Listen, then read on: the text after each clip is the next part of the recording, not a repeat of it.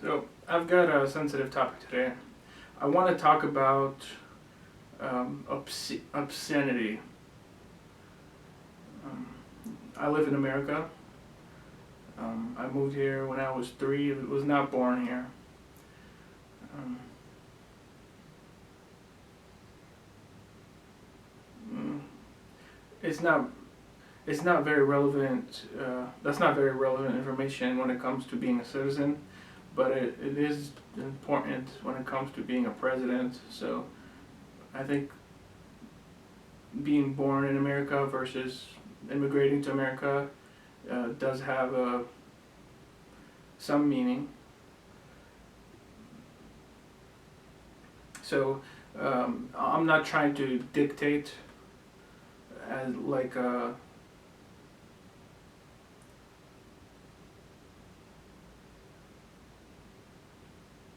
well, it's not that I'm not trying to dictate. I'm not the.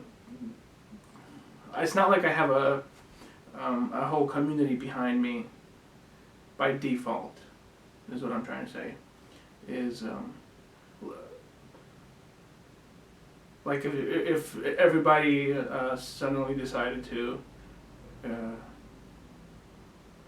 like if everybody around me suddenly wanted me to go back to the country I was born in, they would have some punch uh, to my emotions. Like it would make a little bit of logical sense, I guess I would say. Anyway, so obscenity laws. Um, so uh, the First Amendment, which protects the freedom of speech, is not does not cover obscenity, according to the Supreme Court. I heard there was some sort of ruling that said that obscene things are not covered by the First Amendment.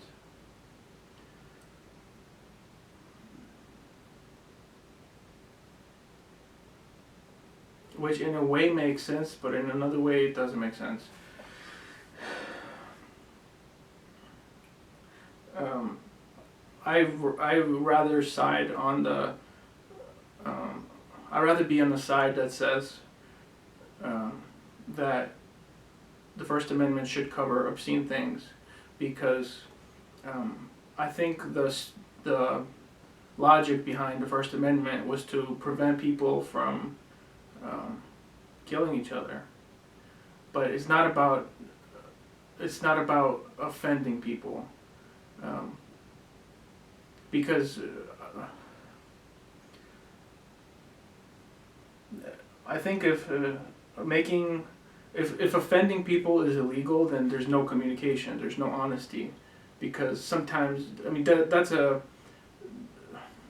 it's a good emotion to have. I would argue the ability to offend somebody in their face is more honest than offending somebody in a roundabout, because that's what in effect that these rules do is it makes people not talk about their conflicts face to face, but go roundabout because of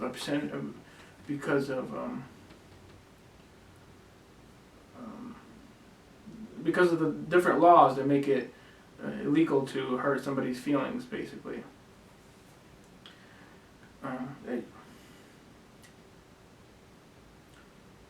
But how does the obscenity laws affect me specifically? It's pretty embarrassing to talk about. I really wish it didn't have to, because it takes away some of the magic.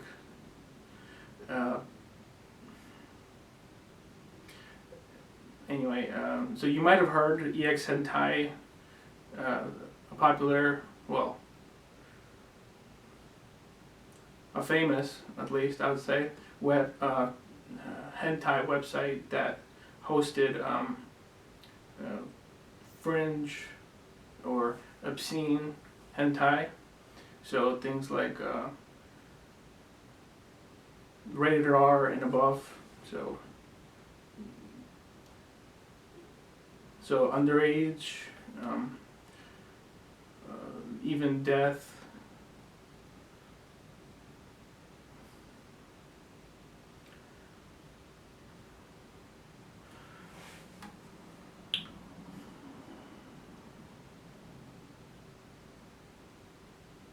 And I could understand if somebody, like for example a family, if somebody had a family in real life, and they had a few kids, and the neighbor next door emailed the kid, if you stalk the kid like on Twitter or Facebook or something, and you emailed him a bunch of like gore or offensive stuff, I could understand why the kid would be offended by that. And even the family, even the parents would be offended by that.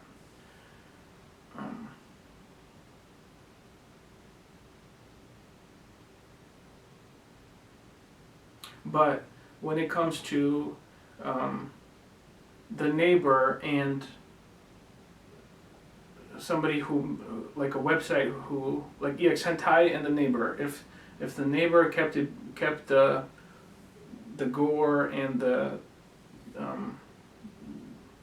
the mature content between the website and himself, and he didn't involve other people, I don't think it's fair to be offended on the neighbor's behalf.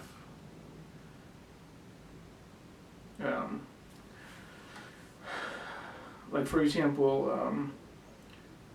I really don't like talking about this, but I think it's important, and most people who already have families, they probably don't want to talk about this because it's embarrassing, and it takes away a lot of the emotions behind private things. Like some things I think should be kept, not should be kept, but are better when they're kept private. Like for example, a fetish. Like if let's say somebody really loves a certain fetish, they love socks or something, or well, you get the point. It's embarrassing to you don't go around at work, you don't go around in the middle of the street talking about things like that, because if you're gonna talk about things like that, you might as well do it to them. It'll be more fun. It could be considered even an insult if you tell them if you tell them personal things that they didn't ask for. Well, I wanted to make this video, and I wanted to do it unscripted, because I'm tired of people talking about themselves in the third person. I've noticed a lot of YouTubers do that to be professional, but to me that's very impersonal. It's almost like lying. But I understand why they do it. It's like, for example, the First Amendment, when it doesn't protect hate speech. So hate speech could be like a threat that you're going to kill somebody. So let's say I really hate some guy, and I tell him I'm going to kill you, but like menacing and swearing and everything. So that would be unprotected hate speech, and I could go to jail for that. But I could talk about myself in the third person while speaking to that neighbor I hate, and say, you're be like take the high road. Say something like,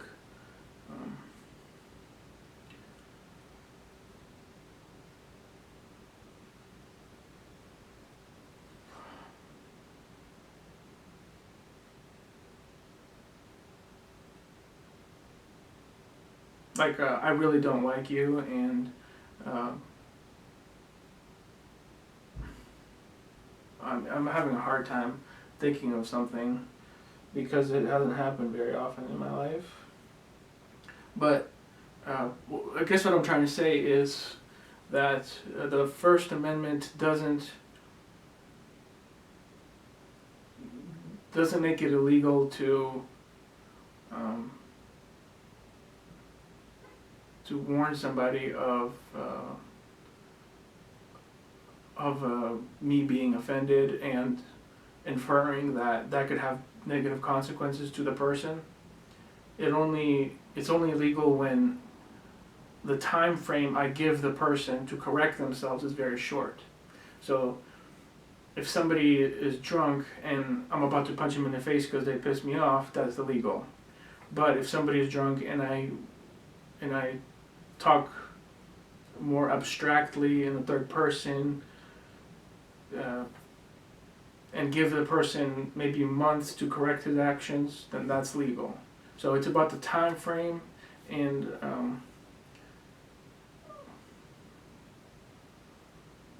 speaking of time frame, I think my camera is only a 20-minute limit. I don't know how much time went by. No, it's 6 minutes.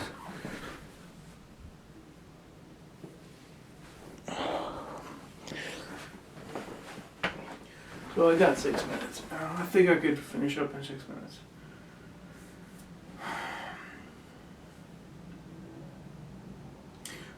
So yeah, obscene things. I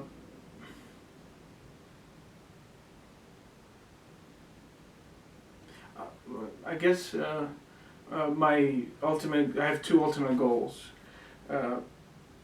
One, to point out that offense is in the eye of the beholder, and the people should not be offended on other people's behalf. So, if I watch some sort of porn that I like, don't be offended on my behalf. Leave me to my degeneracy or whatever you call it. But don't make it illegal to the point where all of my belongings are forfeit because you are offended on my behalf. And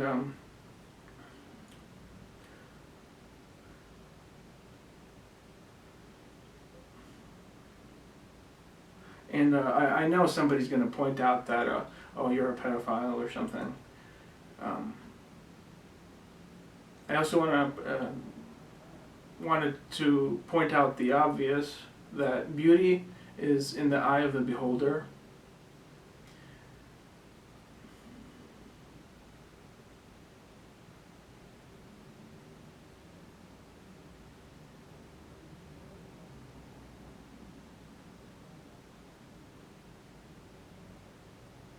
So the age that a person would enjoy having sex with somebody is a personal preference. It's not a science. And now if you say something like, well, if you go too young, then the kids are not thinking straight. But I think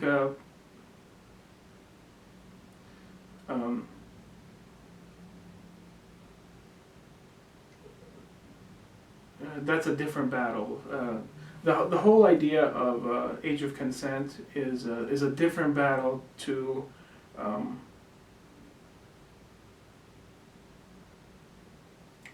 what's it called?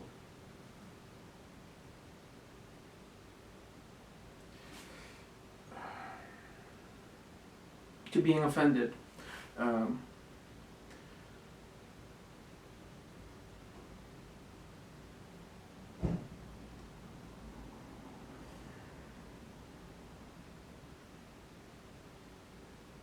like for example, making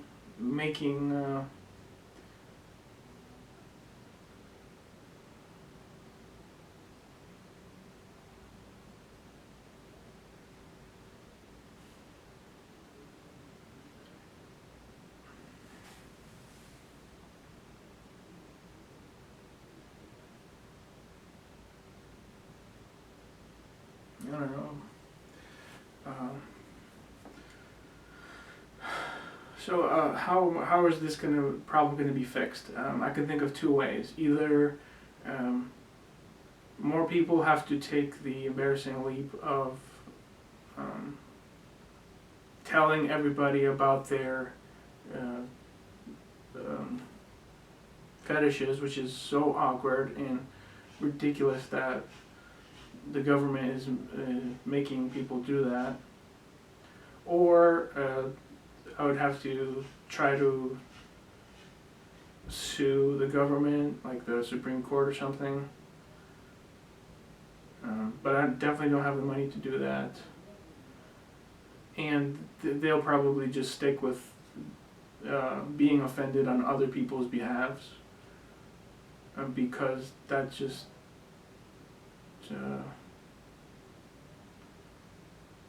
the way the government people think right now.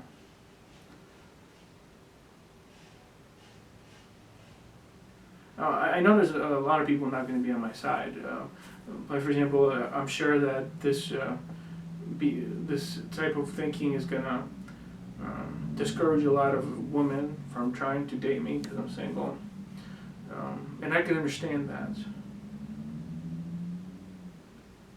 But I don't understand having all of my objects forfeit, basically jail time, for somebody else being offended on my behalf.